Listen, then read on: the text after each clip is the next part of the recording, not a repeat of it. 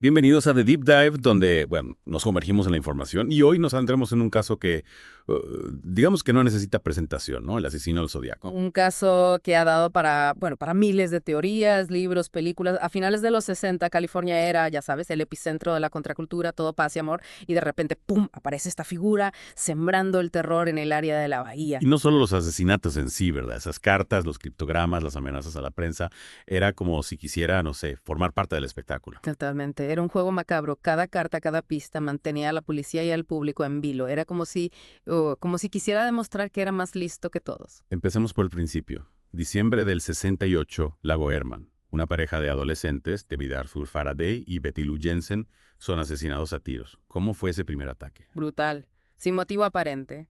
Faraday recibió un disparo en la cabeza a quemarropa y Jensen fue perseguida y asesinada a unos metros del coche.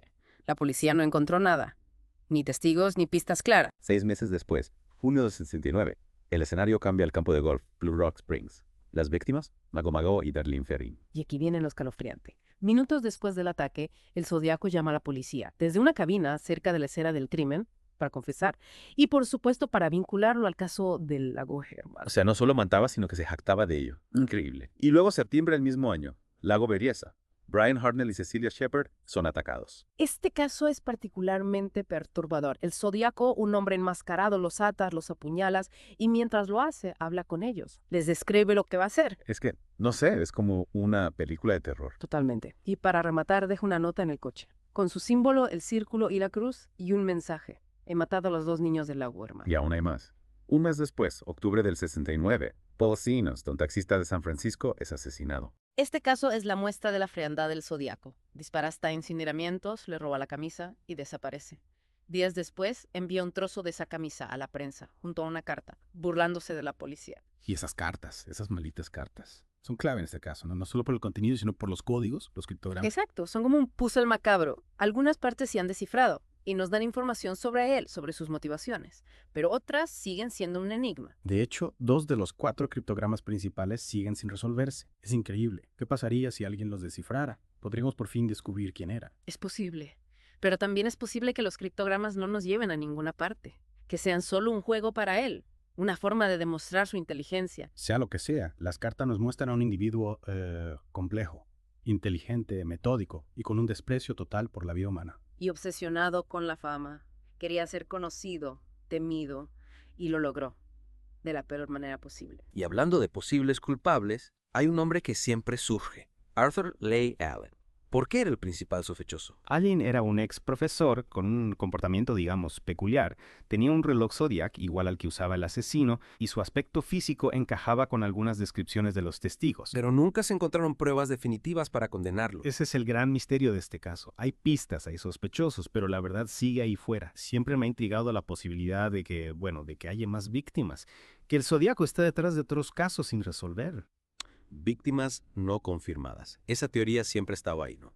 Como una sombra. Exacto. Hay casos que, aunque no se le atribuyen al Zodíaco, tienen ciertas similitudes que te hacen pensar, y sí. Por ejemplo, ¿algún caso en particular? Por ejemplo, el asesinato de Cherio Batts en Riverside en el 66.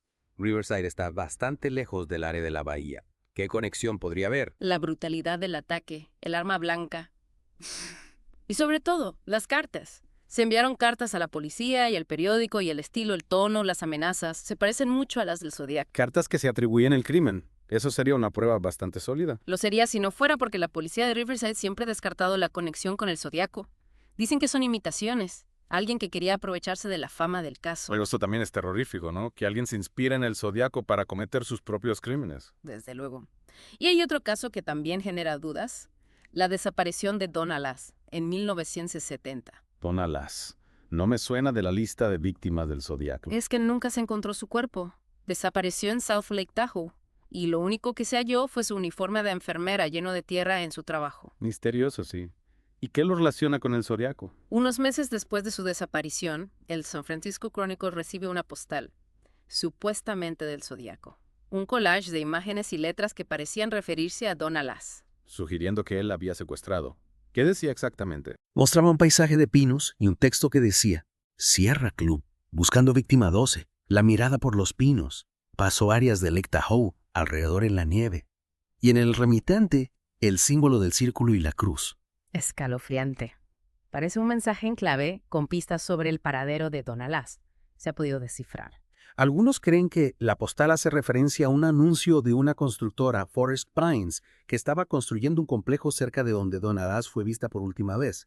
Y esa frase, buscando víctima 12, alimenta la teoría de que el Zodíaco tenía más víctimas de las que conocemos. Y hablando de encontrar respuestas, la tecnología ha avanzado mucho. Se ha utilizado el ADN para intentar identificar al Zodíaco. Claro. En 2018, la policía de Vallejo anunció que intentaría obtener ADN del Zodíaco a partir de los sellos de sus cartas, una técnica que ha funcionado en otros casos, como el del asesino de Golden State. ¿Y ha habido algún resultado? De momento, no se ha anunciado nada. El ADN del Zodíaco sigue siendo un misterio como su identidad. Pero bueno, la esperanza es lo último que se pierde. Y lo cierto es que, a pesar de los años, el caso del Zodíaco sigue fascinando. Libros, películas, documentales.